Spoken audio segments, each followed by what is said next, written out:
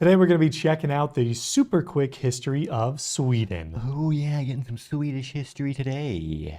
Let's just jump into it. These videos are really fast. So as we're sitting here trying to soak in all this information flying at us really quickly, sometimes it's hard to add in little things to say, just in case you see us just kind of zoning out at this video for a little bit.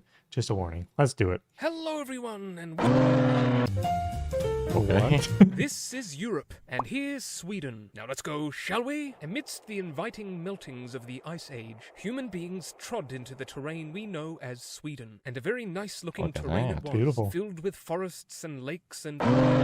Over time, the What is peoples of the Swedish lands, like those of Denmark and Norway, began speaking Germanic languages, which they still do. And while the Romans never made it to Sweden, they knew about the Swedes, and the historian Tacitus mentions them in his book Germania. Neighboring tribes included the Geats and Goots and Goats, well, not How do they know about that?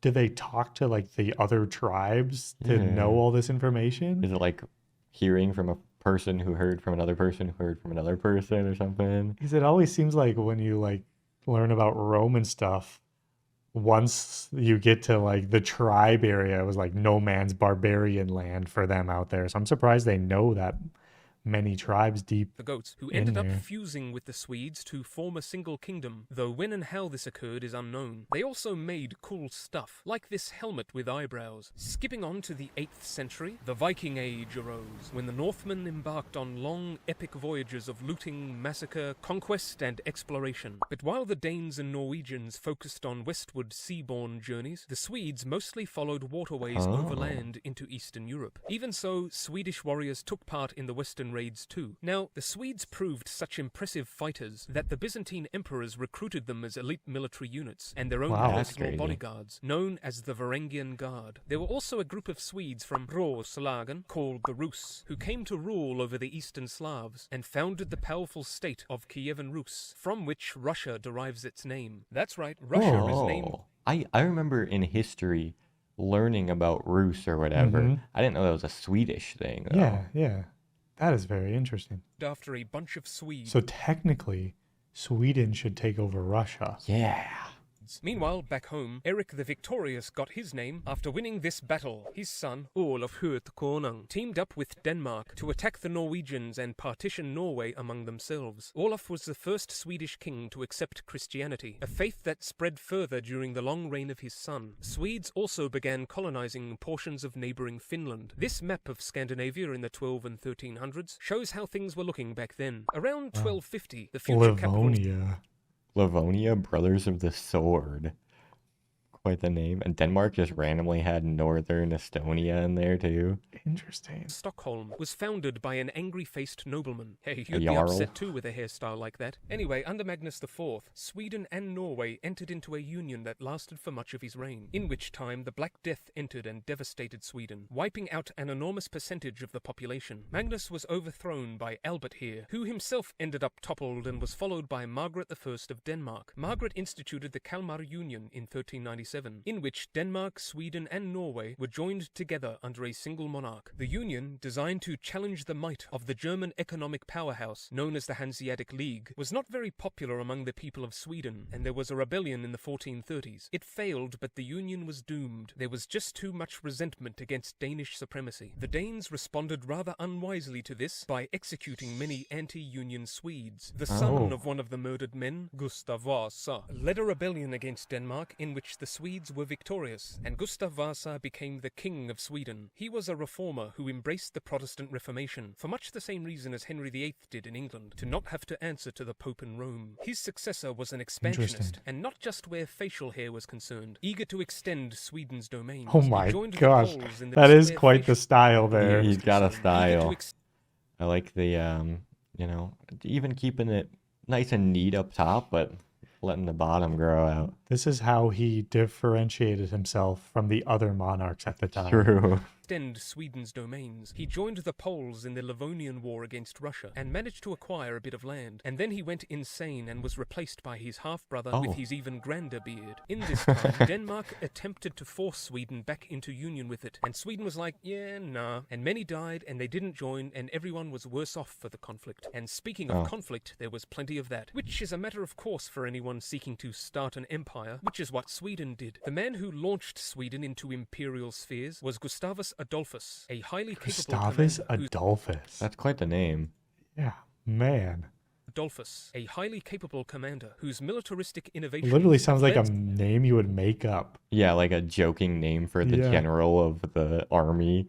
That's a crazy name. Some to label him the first modern general. He championed the Protestant cause in the 30 Years' War and won a resounding victory at the Battle of Breitenfeld. In a battle the following year, however, which the Swedes ended up winning, Gustavus was shot dead. He was succeeded by his daughter Christina, who was as fond of books and knowledge as she was of hunting and wearing men's clothes. Having no He is in Civilization 6, I believe. desire to marry, she abdicated and was followed by her cousin Charles X, who led Sweden to victory against both Russia and Denmark in the Second Northern War, during which There's a lot more wars in Swedish history than I expected. Yeah, and we did the Finnish history, and in Finland it's like, oh, Sweden invaded Finland, but then when you hear about Swedish history, they were just getting invaded too constantly the whole time, and I guess doing some other invasions, but it's crazy. It's rampaged through Poland and caused immense destruction in a campaign called the Deluge. Charles XI. Oh, is that the one against the winged hussars?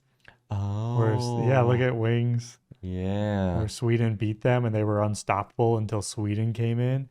Interesting. In a campaign called the Deluge. Charles XI inherited the Swedish Empire at its height, and after yet another war, oversaw a time of peace. Sweden's enemies, including Russia, arose to attack it in the Great Northern War. Sweden was led by Charles XII, an extraordinary leader, who in the Battle of Narva in 1700... Crazy, this must be due to, the monarchs all over Europe, commingling and getting a little more inbred, but suddenly it went from Gustavus Adolphus to just Charles. Yeah, they're just taking the names like that.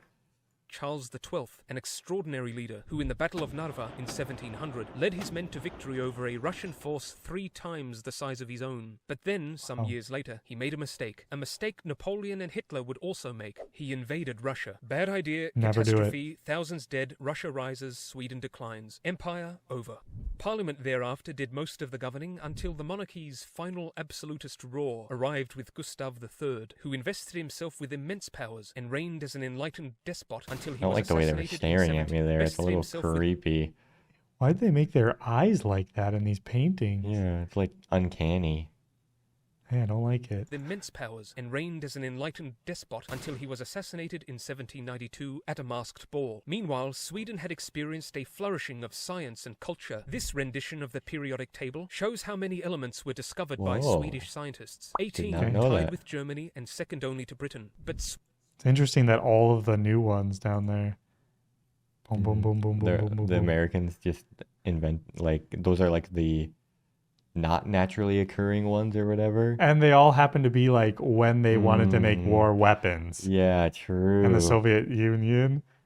That's very interesting. Britain. But Sweden had developed an unhealthy obsession with fighting Russia, and there was more war, and Sweden lost Finland to Russia. Then a French guy became king of Sweden, and Norway too, after Sweden took over Norway via a short war that would prove to be the last Sweden would ever fight, thereafter preferring neutrality. Meanwhile, as the 19th century stomped on, Sweden's population grew, and many emigrated to America, and industrialization slowly stamped its mark upon the nation. Norway broke away peacefully in 1905, and Sweden developed its renowned social welfare system and remained neutral during both World Wars and the Cold War. In 1995, Sweden joined the EU. A big bridge was built linking Sweden to Denmark, and the number of non-Swedes began to balloon, with a large spike occurring during the 2015 migrant crisis. Following the 2022 Russian invasion of Ukraine, Sweden did something it avoided for many years, applied for membership in NATO. Anyway, today Sweden is one of the richest nations in the world, with a very high level of human development and high quality of life, and has also managed to produce excellence and noteworthiness in multiple fields, ranging from cinema and science to music and literature. So that's it for Sweden. Surprising amount of Swedish music out there. Yeah, we learned all about the a lot of the Swedish producers and how many American big hits were actually produced by Swedes or written by Swedes. It's also crazy how many, like, this was literally just history of wars for 90% of it. And then the last, like, 100, 200 years, they're just like, okay, no more, guys. We became one of the nicest, highest quality of living countries in the whole world. Yeah. You know. No wars. But thanks for watching, everybody. Hopefully you enjoyed. Let us know what we should check out next from Sweden, and we'll see you in the next one. Goodbye. Bye.